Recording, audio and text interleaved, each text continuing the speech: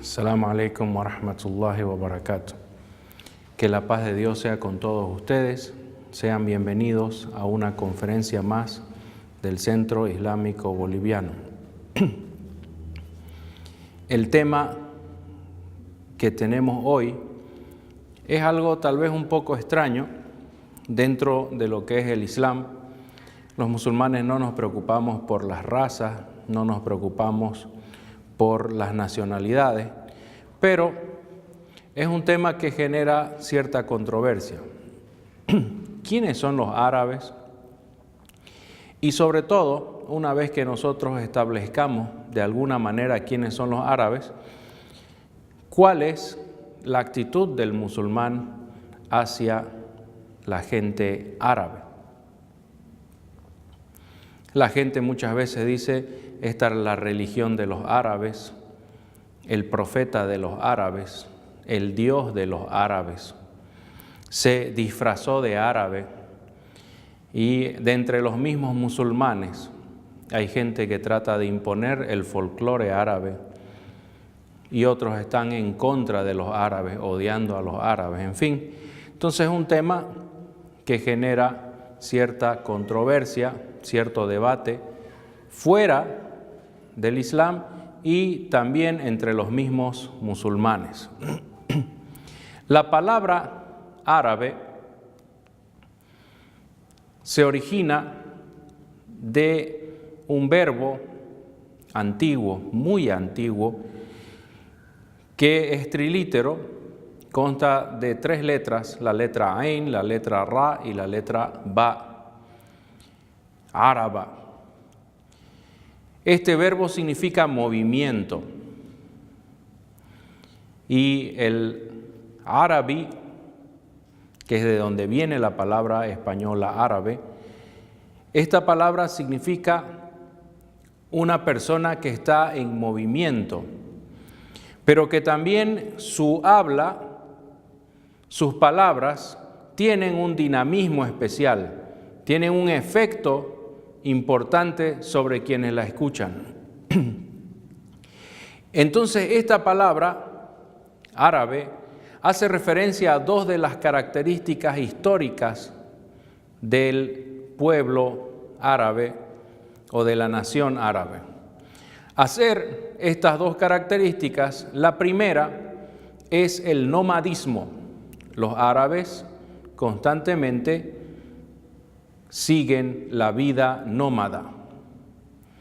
Y por otro lado, la importancia que tiene el lenguaje, la elocuencia, la expresión oral entre los árabes.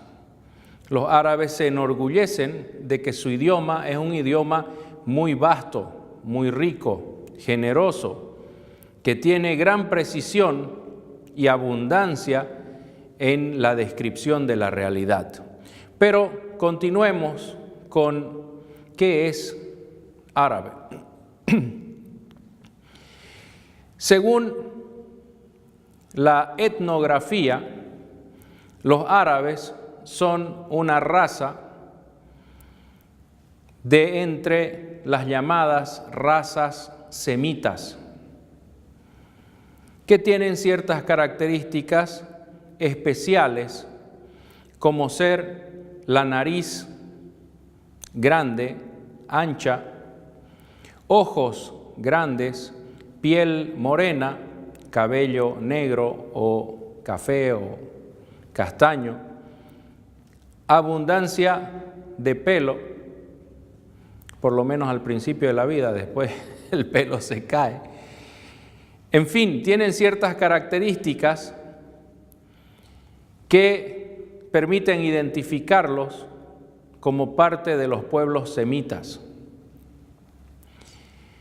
También nos dice la etnografía que los árabes son parte de la raza blanca o caucásica, es decir, que estarían emparentados con los europeos y con algunos otros pueblos blancos de Asia, como los pueblos de las estepas de Rusia y el centro de Asia. Sin embargo, esta es una definición occidental que nace en un medio ajeno al ambiente de los árabes. En el Medio Oriente no existe, por ejemplo, el concepto de los pueblos semitas. Si alguien de entre los árabes contemporáneos utiliza esa expresión es porque se la ha prestado de textos escritos en Europa, el siglo pasado y el anterior, donde muchos árabes han tenido que ir a estudiar por la relación entre el imperialismo y el colonialismo europeo en el Medio Oriente y las ansias de sobrevivir, de ganarse el sustento de algunos árabes que han tenido que emigrar a Europa, ya sea para estudiar y posteriormente para trabajar. ¿Qué es lo que tenemos en el Medio Oriente? En el Medio Oriente no se habla de pueblos semitas, se habla de pueblos arábigos. Es decir, que tenemos una serie de pueblos que comparten el hecho de pertenecer a la raza blanca, el hecho de ser morenos, velludos, como decimos, de ojos grandes, y sobre todo de hablar el árabe o alguno de sus dialectos. El idioma árabe es un idioma muy antiguo, por lo menos tenemos registro histórico de que los dialectos del árabe ya se hablaban 6.000 años atrás. Los primeros en escribir, hasta donde sabemos, fueron los sumerios, ¿no es cierto?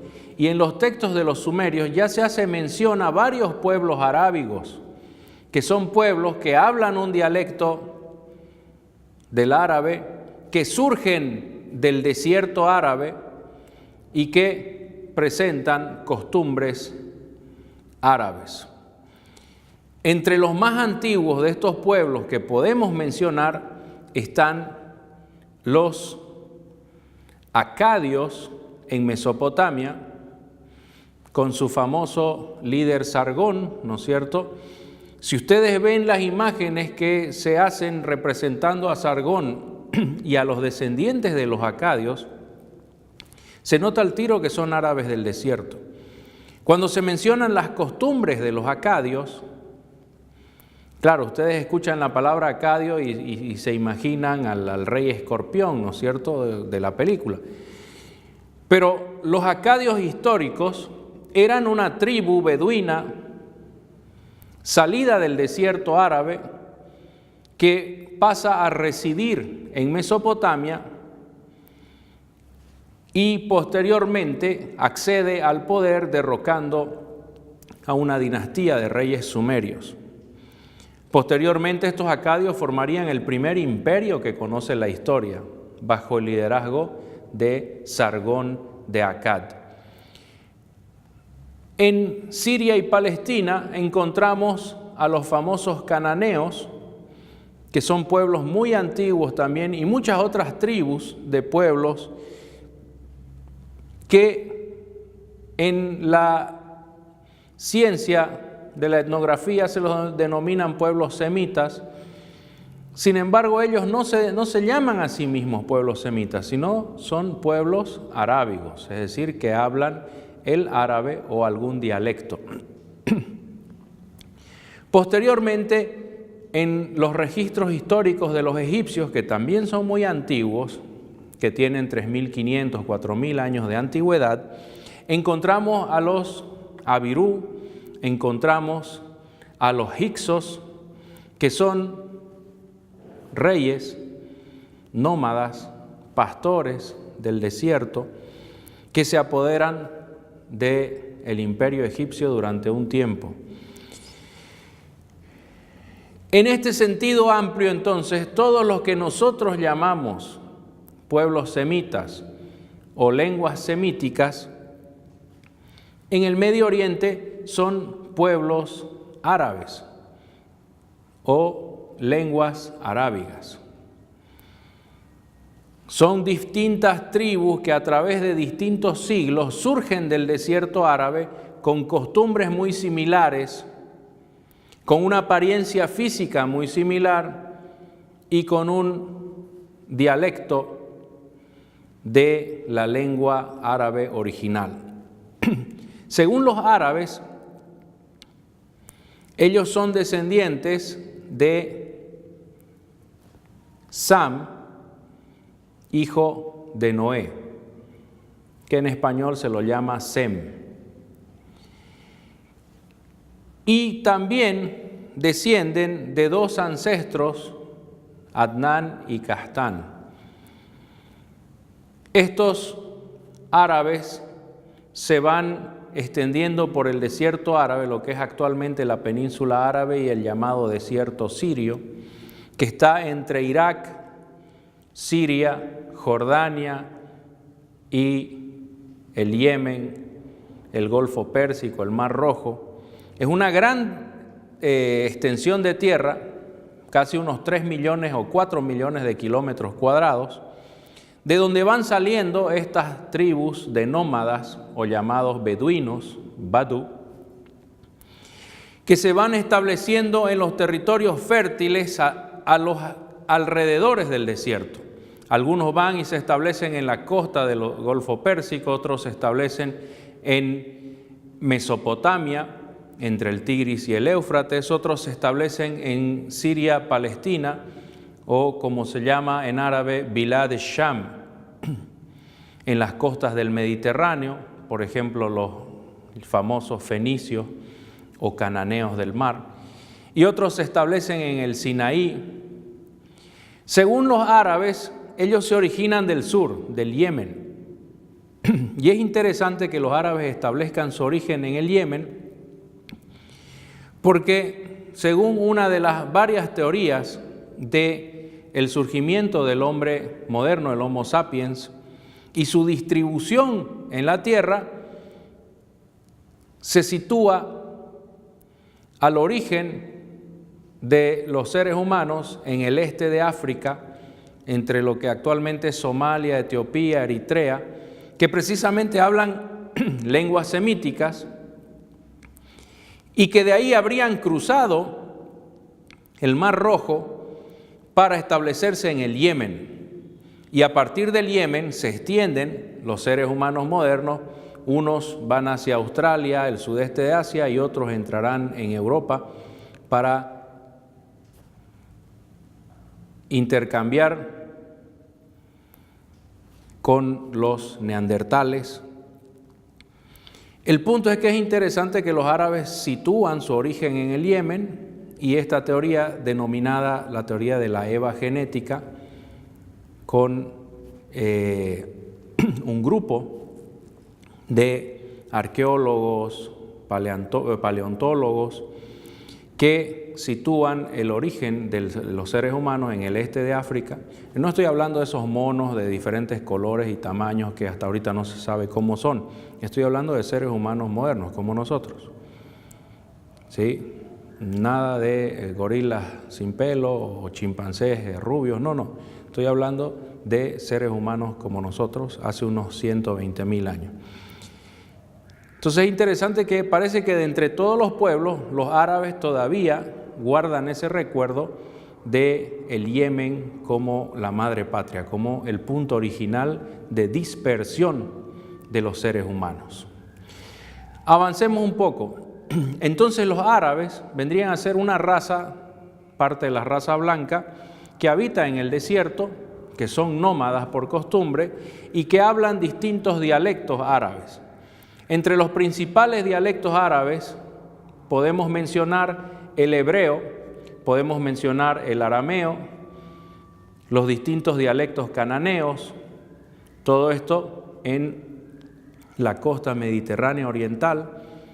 En Mesopotamia podemos mencionar a los acadios, podemos mencionar a los caldeos, a los hurritas, a los babilonios, a los famosos asirios, que son el primer imperio que se expande a través del dominio del hierro, ¿no es cierto?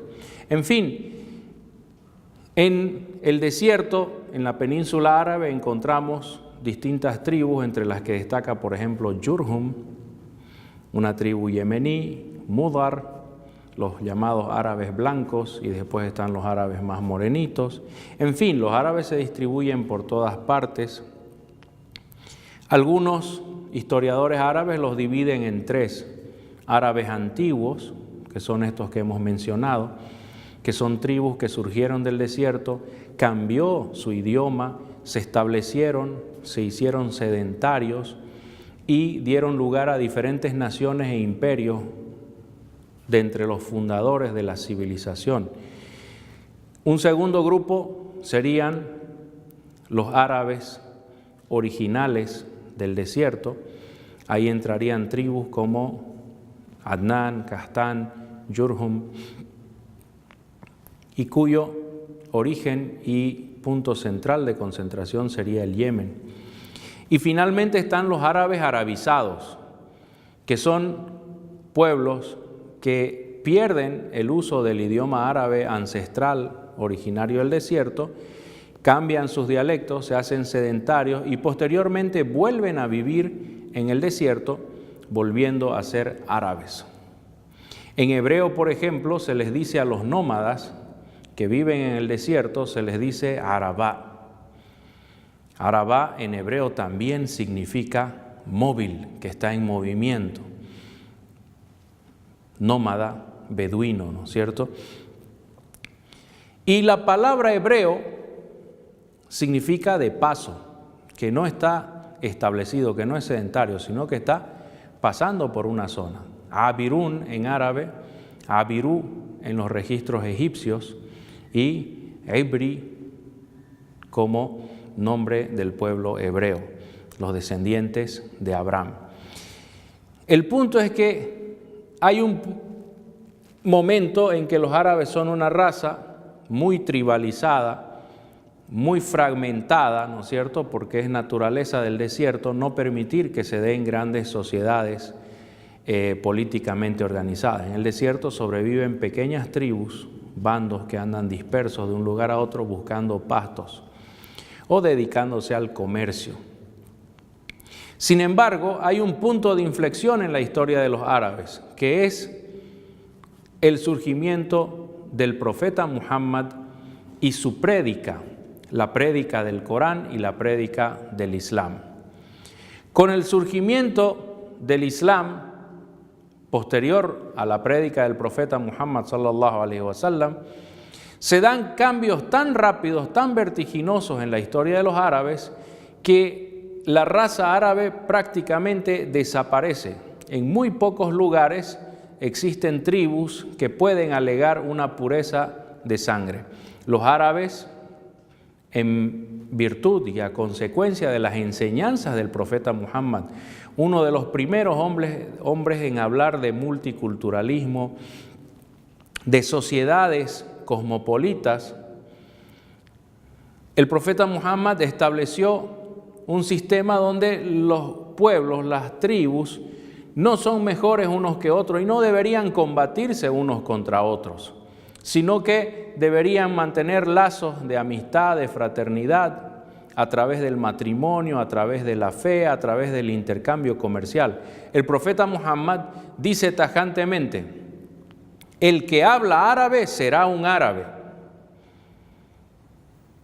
A partir de la prédica del profeta Muhammad y el surgimiento de la cultura y la civilización islámica, el árabe pasa a ser un idioma. Así también la difusión del Corán en el dialecto de la Meca, que es un dialecto mozárabe, es decir, de árabes rearabizados, que son los descendientes de Ismael, vemos que surge uno de los dialectos árabes como el árabe clásico. ¿Qué es lo que se considera entonces hoy el idioma árabe clásico? Pues antiguamente era el dialecto de los árabes de la Meca, el dialecto de la tribu de Quraysh, los pequeños tiburones. ¿Por qué se considera este dialecto como principal referente en el idioma árabe? Pues porque está en el Corán. El Corán es el principal libro de la cultura árabe. Algunos dicen, no, son las 1001 noches, los cuentos de Laila. El Sagrado Corán es el libro árabe por excelencia, porque está en un idioma árabe puro, porque es el más elocuente de los libros y surge en un medio desértico, en una pobreza, en una pequeña población de 3.000 a 5.000 habitantes, en un clima hostil. Describe frondosos bosques, frutales, vergeles. Describe cosas que no podrían haber imaginado los árabes del desierto.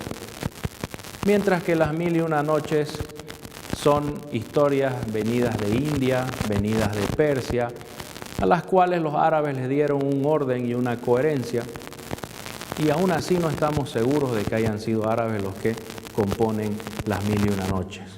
En fin, a partir de la difusión del Islam, a partir del surgimiento de un Estado musulmán con capital primero en Medina y posteriormente en Damasco, posteriormente en Bagdad, el idioma árabe se difunde. Donde van los musulmanes, donde están predicando el Corán, existe enseñanza del idioma árabe. Pero no porque se piense que el árabe es un pueblo elegido por Dios como en otras situaciones o en otras religiones.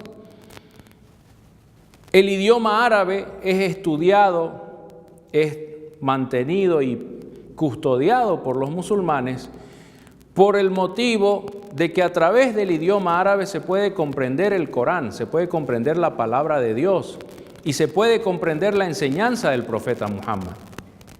Miren lo mal que les ha ido a los seguidores de Cristo que no saben en qué idioma hablaba Cristo. Y los pocos registros que tienen de la prédica de Jesús, la paz sea con él, están en griego, están en latín. O sea que se cortó la relación lógica y coherente entre Jesús y los que se autoproclaman seguidores de Jesús. A tal punto que los seguidores no saben ni siquiera cómo hablaba Jesús, la paz sea con él.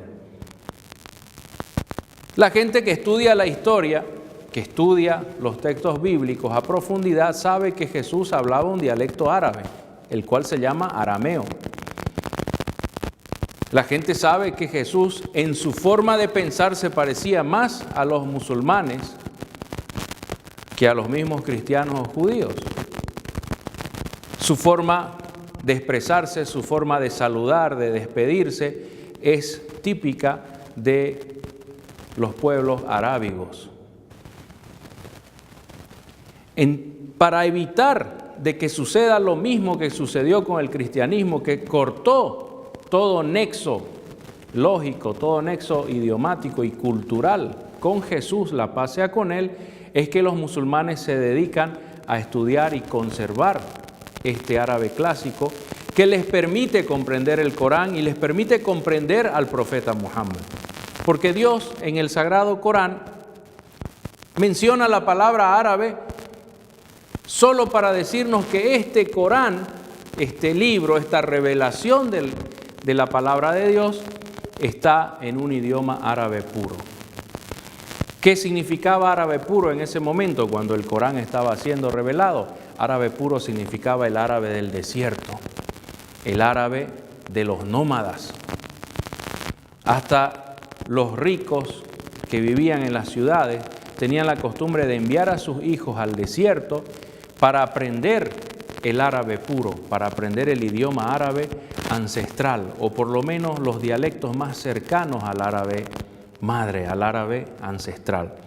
Pero el profeta Muhammad sallallahu alaihi wasallam termina con la estructura tribal de los árabes, con las guerras tribales, con el caos que había. A pesar de que el profeta Muhammad con todo orgullo decía: yo soy árabe, yo soy el mejor de los que ha pronunciado la letra Dad, que es una letra que solo existe en el idioma árabe. A pesar de que él estaba contento con ser árabe, altera drásticamente lo que era ser árabe. Y nos dice: el que habla árabe será árabe.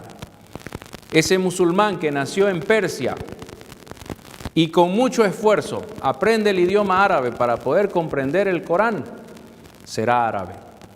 El musulmán que nace en Bolivia, en Colombia, en Ecuador, en Brasil, en España, y con mucho esfuerzo aprende el idioma árabe para poder comprender el Corán, para poder comprender la prédica del profeta Muhammad sallallahu alaihi wasallam, esa persona es árabe.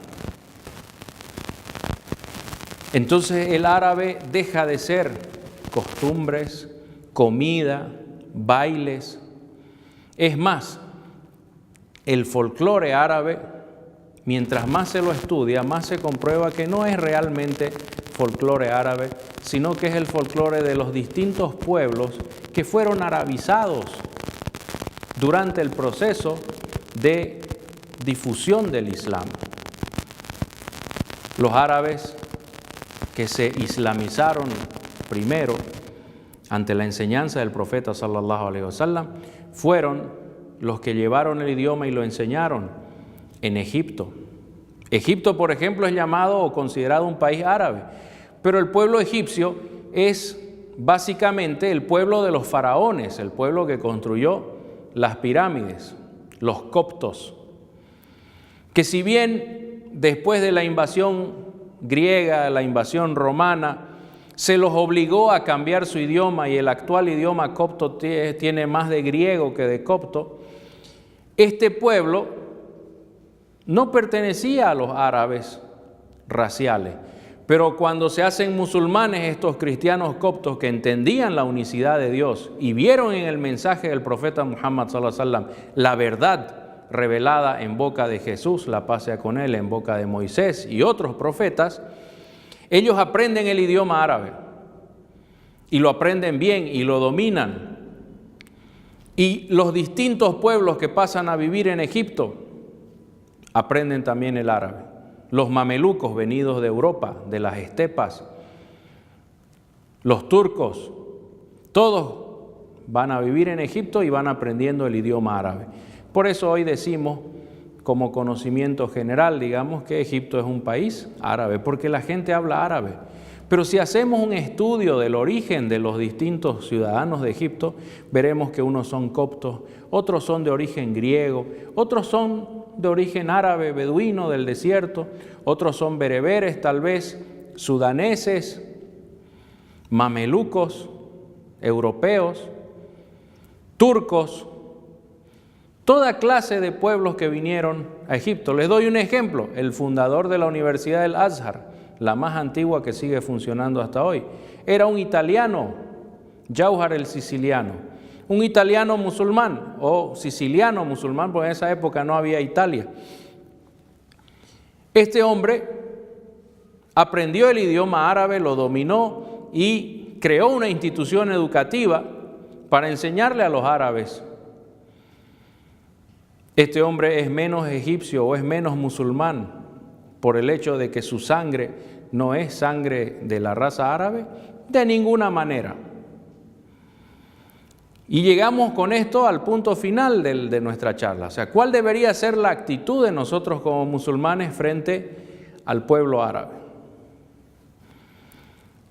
Recordando que la definición que da el profeta Muhammad sallallahu alaihi wasallam hace que el término árabe sea universal, inclusivo, ¿no es cierto? Cualquiera puede ser árabe, cualquiera puede estudiar el idioma, aprenderlo y convertirse en un árabe. Resulta que ser árabe es una acción voluntaria que cualquier persona con la voluntad y los recursos suficientes puede hacerlo. No olvidemos eso. Si tomamos esta definición, todos los que aprendan el idioma árabe y lo utilicen para comunicarse con los demás son árabes. Por lo tanto, los árabes no son un pueblo elegido, como es el caso de Israel en el judaísmo y en el cristianismo sionista o el cristianismo judaizante. No es ese el caso. Los musulmanes no veneramos a los árabes, no los consideramos seres superiores. Sus costumbres no son mejores solo por ser árabes. Es más, el profeta Muhammad sallallahu alaihi wasallam nos enseñó que entre las costumbres árabes solo se mantienen las buenas, las que Dios considera como aceptables, y las demás costumbres árabes se rechazan, porque lo que vale es el Islam, lo que va de acuerdo con la revelación de Dios. Entonces, ¿cuál es la actitud del musulmán hacia el pueblo árabe o hacia los arabófonos o araboparlantes? Respeto, fraternidad como con cualquier otro pueblo. Dice Dios en el Sagrado Corán: os hemos creado en distintas tribus y naciones para que os reconozcáis mutuamente. Ciertamente el mejor entre vosotros será el que más teme a Dios. Y ahí está, los árabes no son mejores. Los árabes no son un linaje sagrado como el caso de los hebreos para los cristianos judaizantes, ¿no es cierto? Los árabes son un pueblo más que tuvo la suerte y la responsabilidad de ser el pueblo del profeta Muhammad sallallahu alaihi wasallam y la gente que recibió el Corán en primera instancia. Pero no los podemos venerar, no los podemos considerar superiores. El profeta Muhammad sallallahu alaihi wasallam fue tajante sobre eso. La farqa baina arabiyyin wa baina ajami wa la baina abyad wa aswad wa asfar wa ahmar illa bittaqwa. No hay diferencia, dice el profeta Muhammad sallallahu alaihi wasallam, no hay diferencia entre los árabes y los no árabes, ni entre los blancos y los negros, ni entre los amarillos y los rojos. ¿Quiénes son los amarillos? ¿Quiénes son los rojos? Hay unas personas que son más coloraditos, ¿no es cierto? Otros son amarillos porque son medios sapos, medios enfermos. En fin, el punto es que no hay diferencia entre los distintos colores y las distintas razas porque todos somos humanos. Kullukum li Adam wa Adam min turab, dijo el profeta Muhammad sallallahu alaihi wasallam, que significa todos ustedes, todos, blancos, negros, amarillos, rojos, azules, árabes, chinos, todos somos hijos de Adán y Adán fue creado de tierra. Entonces, hermanos, ¿qué vemos nosotros en el idioma árabe? Vemos la posibilidad de entender y comprender la revelación de Dios, el Sagrado Corán. ¿Qué vemos nosotros en las costumbres árabes? Son costumbres comunes y corrientes, que en muchos casos, coinciden con lo que Dios prescribió, con lo que es la Sharia islámica. Y en otros casos no coinciden con la Sharia islámica y por lo tanto tienen tanta validez como cualquier otro folclore, el azteca, el maya, el de los quechuas, el de los aymaras. No hay diferencia si nosotros nos basamos solamente en la raza y en el idioma. Por otro lado, hay algunos de entre los mismos que se consideran a sí mismos musulmanes, que han desarrollado un odio especial contra los árabes. Tal vez por envidia, tal vez como una especie de revancha porque los árabes en algún momento los conquistaron. En fin, ejemplos de este odio, por ejemplo, lo encontramos entre el movimiento nacionalista persa, ¿no? Los chiitas. El nacionalismo persa chiita se considera un enemigo, un contrincante de los nacionalismos árabes. Y la regla en general, hermanos, es que todos los nacionalismos son malos. Los nacionalismos dividen a la gente. Los nacionalismos alegan que un pedazo de tierra es mejor porque está de nuestro lado de la raya y es peor cuando está del otro lado de la raya. Que un pueblo o una nación es mejor porque viven dentro de un territorio y los otros son peores porque están en otro territorio.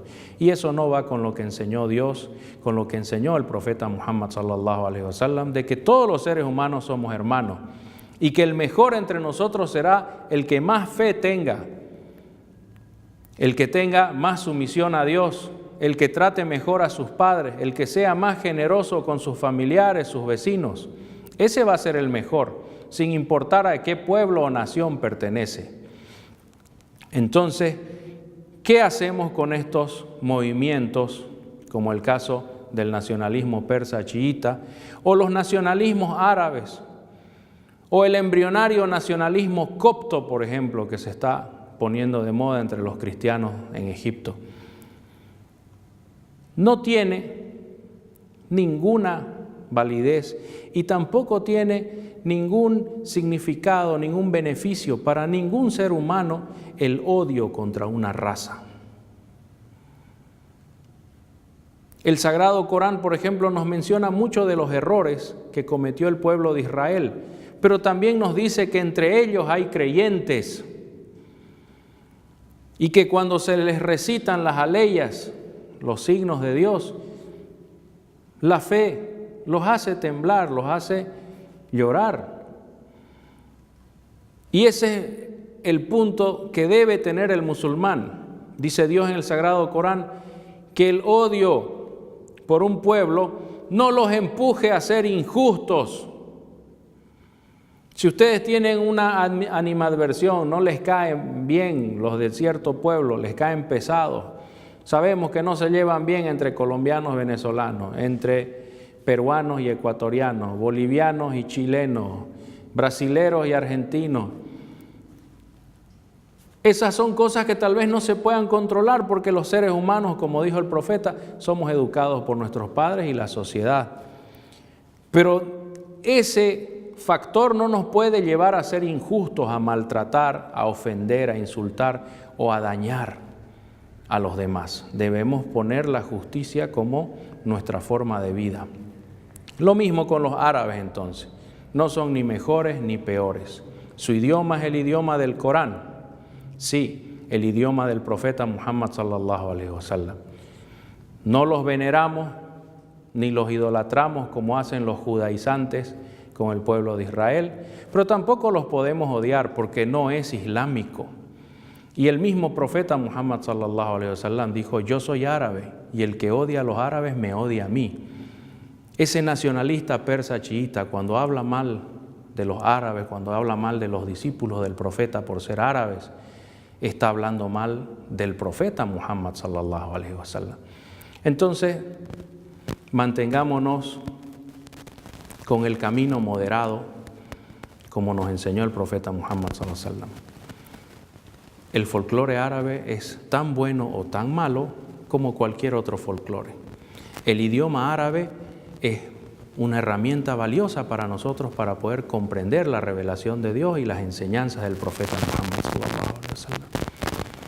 Así como en el pasado tal vez fue el idioma arameo para poder comprender el Evangelio, la palabra de Dios, para poder comprender las enseñanzas de Jesús, la paz sea con él.